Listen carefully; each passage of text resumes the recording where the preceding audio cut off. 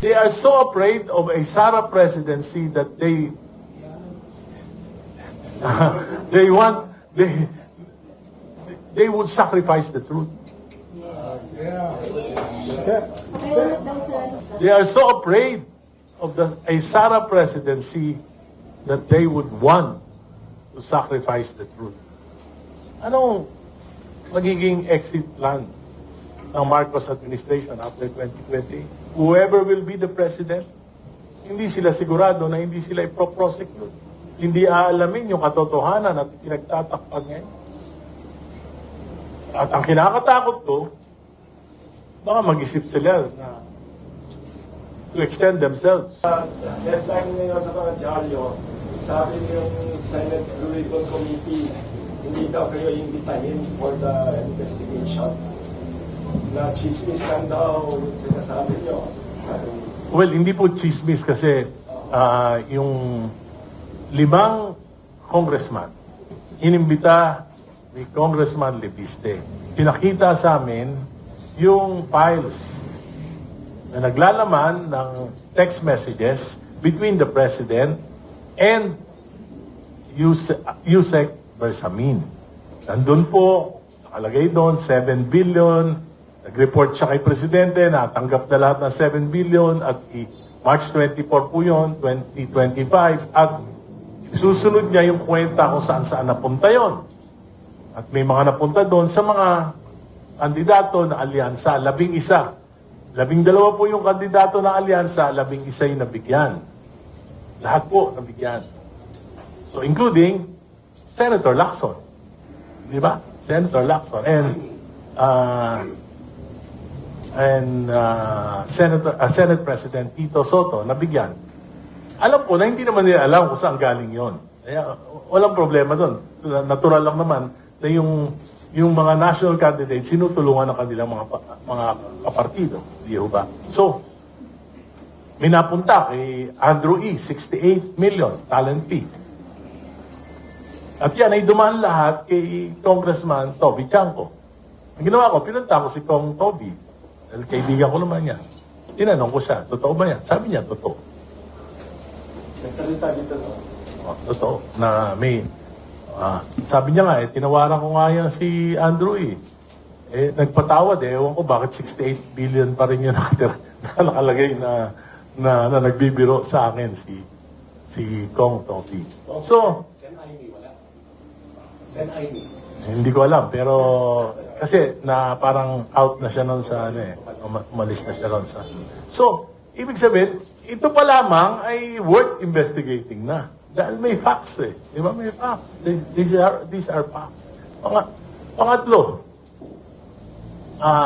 yung pinakita sa akin ang mga text messages, merong ibang issue, not just the campaign, pero may mga national issues na pinapatrabaho si Presidente kay Yusek Bersamin. So, kung hindi totoo to, di patawag. Kung totoo o hindi ito, malalaman natin kung papatawag na Senado si Yusek Bersamin, si E.S. Bersamin. Di ba? Patawag lang. Para magkaalaman. By the way, ni-reveal yan ni Congressman Tino February 9. Ano no date na ngayon? February 16. Narinig nyo ba na nag-deny si Yusek Bersamin? Narinig nyo ba na nag-deny si E.S. Bersamin? Hindi sila nagde-deny. Si Leandro Lebiste ba nag-deny na inausap niya kaming 5 congressman? In 4 occasions, nagharap-harap kami. At ipinakita niya together with 4 other congressmen. So, it's worth investigating.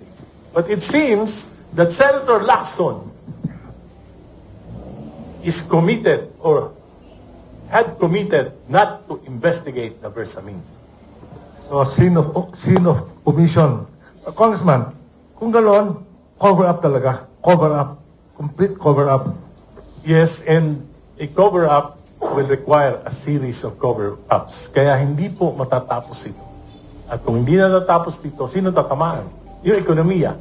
Tatamaan ang ekonomiya. Sino tatamaan? Yung pinakamahihirap nating mga kababayan. Kwan lang to ha, question. Buhay po ba si Cabral? Wala po akong alam na. Wala po ako. Anyway, can I change the subject? Yung sa China, kasi yung kakaroon ng issue ngayon sa Congress, no? I mean sa Senate, with regards to Terrilla's statement and the Chinese embassy's reaction. Ano pong take niyo dyan? Well, the chief architect of foreign policy is the president. So, kung ako po ang tatanungin nyo, hahayaan ko na po yung Pangulo ang dumiskarte. Bakit? Marami po siyang kaalaman, intelligence information na hindi alam naming mga politiko. So, dapat, presidente ang manguna, dapat maging malinaw yung posisyon ng presidente dito. At kung ano man yung maging posisyon niya, dahil ito po ay foreign relation, dapat suportahan natin siya. Another question to Congressman. Si Freddy Topacio filed, I think, a case, diba, a few days ago against Soto, no? Ano po ang take niyo dyan? Yung kanyang petition. Marami na po akong laban. Ayoko na makialam sa laban ng iba. Okay, guys, any more questions, please? Mukhang nakuha niyo yung soundbite. Yes, sir. Identify yourself. Ed Tanner of News Tabloid and 96.7 News FM. Kung nararapat ba bang manatili itong mga senado sa Congress, wala namang ginagawa eh. May pag-usap-usapan, tanggalin na lang. Mas makakatipid pa yata Pilipinas dyan. Hindi naman po. Yung institusyon ay dapat natin igalang sapagkat yan ay bahagi ng ating saligang batas. At madali pong mag-usama. Naniniwala po ako na marami pa rin matitinok na congressmen at mga senador. Kaya lang po na dahil dito sa mga issue at dahil din na, alam nyo, yung ginagawa ko ito, napakamahirap na nitong ginagawa ko na ito dahil may mga epekto ito sa aking pagiging isang kinatawan at politiko.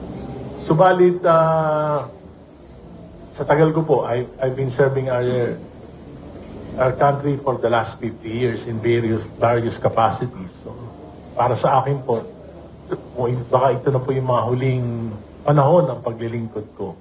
Gusto ko naman po na kung ano yung sa tingin ko yung magiging tungkulin ko ayon sa aking mga discernment. Na ang batayan ko po ay ang aking mahabang karanasan, ang aking mga iniidolo. At siyempre, yung batayan ko dito ay matindi kong pananampalataya sa ating Panginoon. Gagawin ko na lang po yung sa tingin ko yung nararapat. Very good. Yes. Sige. Okay. Quickly. Nabanggit kanina yung tagal ka na nanunubad and then naging super vocal ka talaga against corruption and directives of course sa administration. May mga threat ka bang na-receive or may mga tao ba nagsabi siya na maglalo ka? Wala naman po, in fairness. Wala naman po. Dahil kung nagsasalita po ako, ay pinipilit ko po na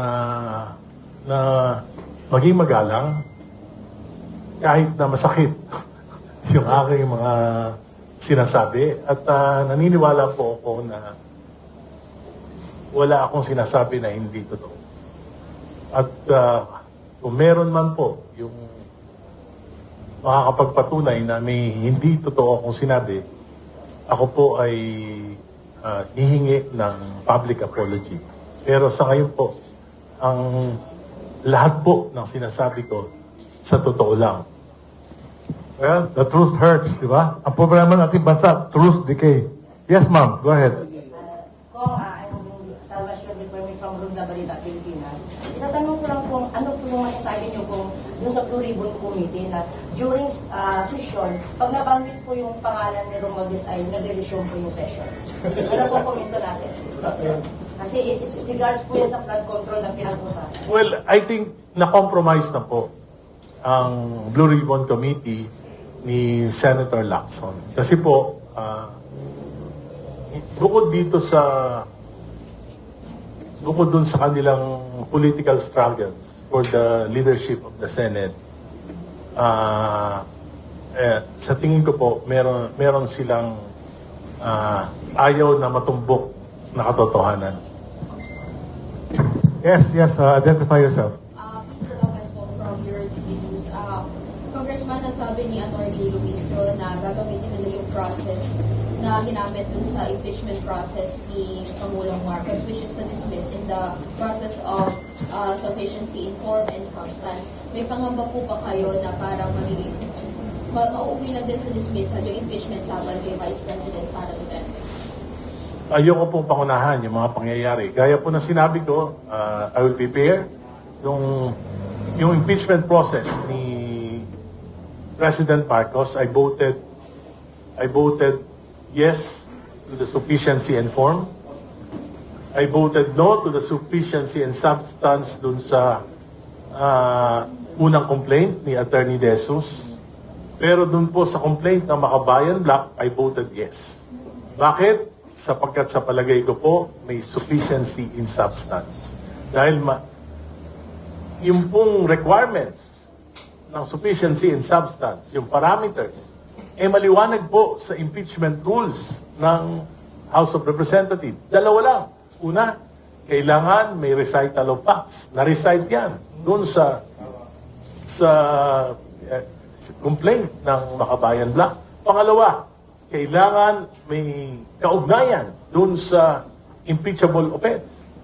At yan po, ay napatunayan din ng Makabayan Black. Pero, siyempre, majority rules, talo po kami, pero sa tingin ko, dahil binayolate yung rules, pwede rin pong makialam ang Korte Suprema sapagkat ito po ay tantamount to grave abuse of discretion. Pagdating naman po sa complaint ni Vice President Sara, binasa ko po, sufficient in form, sufficient in substance. Kaya kung boboto ko, may sufficient in form, sufficient in substance. Ngayon, hindi ibig sabihin nun, may kasalanan na. Yan po ay makikita lang natin sa presentation of evidence. Pero doon sa kay Pangulong Marcos, hindi na hinayaan makapag-present ng evidence. Sana po, yung kay Libiste Files, pwedeng na i-present doon. Pero pinigilan na yung presentation. Dito, itingnan ko po, i-present. Kung makikita ko na may kasalanan, bumoto ako for impeachment. Pero kung wala, bumoto naman ako against impeachment. And what are the factors po siguro kung bakit umano ay naharang agad siya sa determining of sa preliminary process pa lang? Sa tingin ko, pinipigil yung paglabas ng katotohanan. Which is bad for the impeachment process. Kasi po, masamang precedents. Ganyan na ba mangyayari? Na basta akampi, hindi na pwedeng ma-impeach. Kailangan talaga, especially now, na meron tayong supermajority. At paano naman hindi magkakaroon ng supermajority? Bilyon-bilyon ang alokasyon ng bawat congressman. Ay bakit ka naman kukontra? Kung hindi mawalan ka ng bilyon. Last siguro on my part, do you think po ba mayroon tayong kailangang baguhin or baguhin din sa House rules sa Committee on Justice? Well, nagamit na naman po ito eh. So, dapat lang sundin. Hindi baguhin. Dapat lang sundin. Sorry. Tapos na? Congressman, you're also known for your anti-dynasty bill. Kamusta po yan? May pag-asa ba mapasa yan? Well, I've been an advocate of the anti-political dynasty. Ano po to? Yung aking advocacy na yan predates the 1987 Constitution. I've been fighting political dynasties in my city since I was a teenager. Kaya po, noong 1987 po, tuloy po kayo.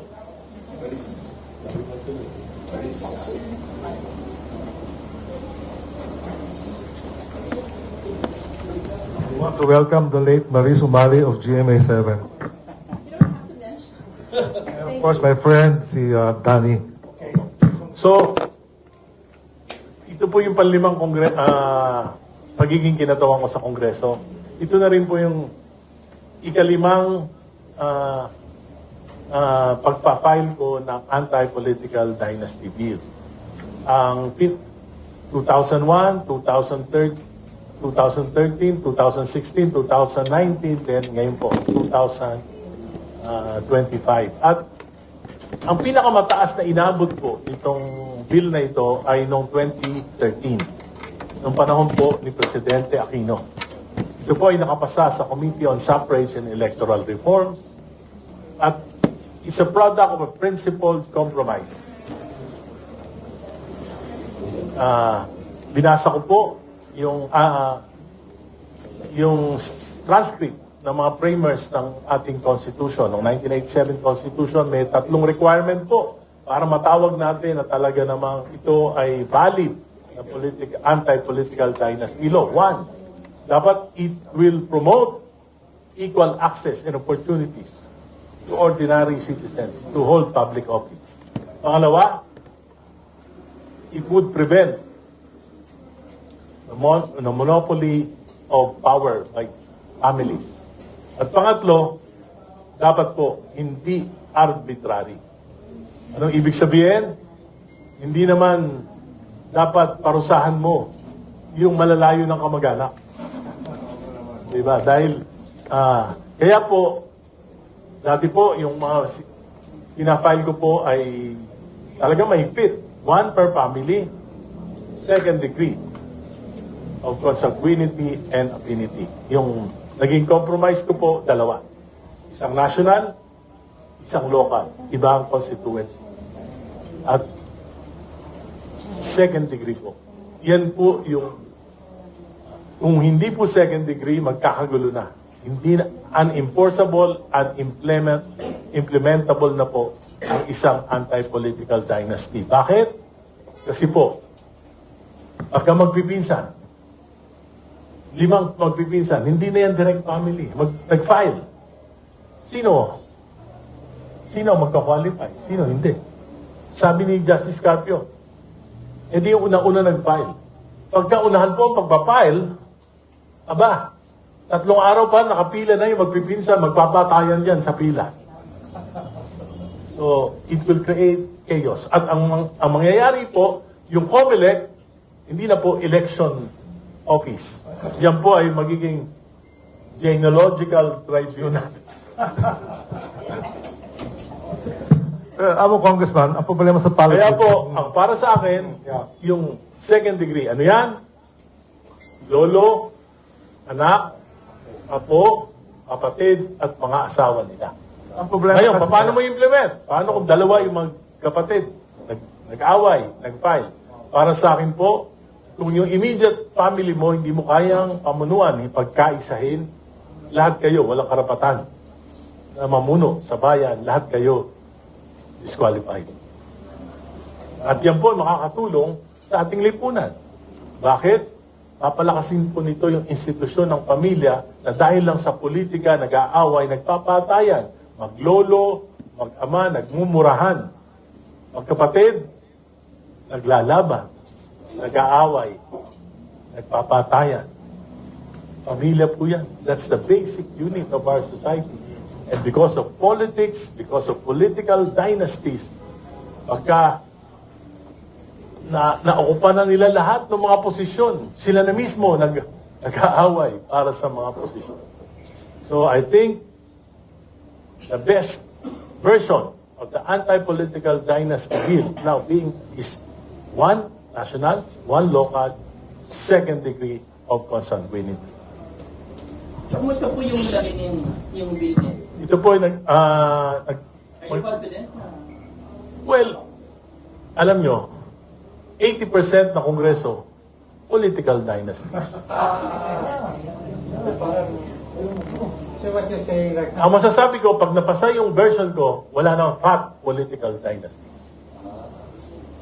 At pag nabawasan yan, magkakaroon ng check and balance, magkakaroon ng mas maraming opportunity, yung mga magagaling natin mga kababayan, magiging mas maayos yung ating political May system. chance ba naman? Depende kay Presidente. Kung magiging sincere si Presidente doon sa sinasabi niya, dahil yung pinail ng kanyang anak, kalokohan po yun. It's a hoax. It's a hoax. Kasi doon, siningnan ko, 10 pwede. 10 pwede. So, kaya po, sa tingin ko, yun ang magiging susi po nito ay kung mararally ni Presidente yung kanyang mga kaalyado. And of course, the challenge is, pinawalang sala si Presidente ng mga kaalyado niya sa impeachment. Kailangan niya po ng suporta ng Kongreso. So it's a choice between the devil and the deep blue sea. Congressman, ang politics kasi puro pera, di ba? So baka magkaroon ng mga tinatawag na dummy. Meaning, they will support some people, pero they'll be beholden to them. Ay, marami naman pong posibilidad. Ang importante lang, hindi talaga yung magkaanak. At least kahit pa paano. Ngayon po, meron 6, isang pamilya, major positions. 3 congressman, isang governor, isang vice governor, isang mayor, may barangay captain pa. So, lahat yan mawawala yan kung maipapasa natin yung ganitong version ng anti-political. Congressman, ano basta mo sa party list? Are we okay? Kasama po yun sa anti-political dynasty. Itong tawag doon kung tiba-tiba. Opo. Sir, good morning. Thank you po from Marina News. You were saying again na ang labanan sa Kongreso ngayon are numbers. Of course. So, ano ho ang makikita niyong solusyon para yung numbers na yun kukunti naman sa tama? Sa taong bayan. Taong bayan po. Kung may demand ng taong bayan, palagay ko po, magkakaroon din ng pagbabago ng isip. Dahil kung hindi, kaya nga sabi ko, pag hindi na ipasa tong anti-political dynasty bill, simple lang po yan. Gusto niyo mabigyan ng solusyon? Huwag na kayong boboto ng pare-pareho ang apelido. Yes, si Ma'am. Ladies first, yes. Late lang po ako. Angie de la Cruz, Pilipinas tayo na. Doon po sa ginawang pagmasura sa impeachment case kay PBB po, may epekto po ba yun sa gagawing desisyon sa impeachment case nila? Hindi isama. Well, wala naman po ako nakikita. Alam nyo, sinasabi ko nga, supermajority are allies of the President. So, I do believe na may sasampa ang impeachment complaint sa Senado kay VP Sara dahil ang kailangan lang po ay 1/3. I don't think that they will get more than 200, pero I think they will get the 1/3. So I think there will be a Senate trial. Pero palagay ko po, ang gagawin nila, magtatagal yung hearing sa Kongreso upang sa ganon, meron ng trial si Vice President at kung magtatagumpay sila na ipin down si Vice President dito sa Kamara, iaakyat po sa kailangan nila ng public support. So they will try to pin down. So it really depends on whether the Vice President is guilty or not. Kung hindi naman totoo, kahit na ano pang gawing paninira, hindi kakagat. Pero kung totoo, siyempre, lalabas ang katotohanan. Kung ano yung particular na nakikita nila position para din sa 1/3, kasi number game. It's number game. Phil Star, numbers please. game. Phil Star. Christine Cotton from the Philippine Star. NUWBC, National Union of Buildings and Construction Workers, previously mentioned that over 100,000 construction workers were displaced due to this. And spokesperson Nolan also mentioned that it also directly and indirectly affected those quote-unquote matipinong contractors. What do you think is the long-term implication of this? And what are the other industries that could potentially be affected if hindi po masolusyonan or mabigyan ng justice yung nangyayari? How many jobs will be lost, Congressman? How many people? Alam nyo, kasi nga, ano ngayon February, it's already half of February. Wala pa nangyayaring bidding. Wala pang announcement of bidding. So pag walang announcement ng bidding, meaning siguro, bago magkaroon ng bidding, mga 1 month. Kung magsisimula nila Wednesday, simulan nila Wednesday, yung process, mga 1 month yan. So matatapos ang March, walang ma-implement na proyekto. So kung walang ma-implement, walang trabaho, yung daan-daan libong mga, I don't think that's only 100,000. Kasi it affects not only the contractors, but the subcontractors. Mas marami yon. And suppliers. And suppliers, of course. And suppliers. At yung mga Transport. workers ng mga suppliers at ng mga construction supply. So marami talagang ano. Pagkatapos, yung, for example, construction materials like cement. Ang balita ko, yung mga cement companies magle-lay off na ang kanilang mga empleyado. Yung sa mga steel, maapektuhan yan. At marami pang ibang industriya na umaasa sa construction. At dahil walang public spending,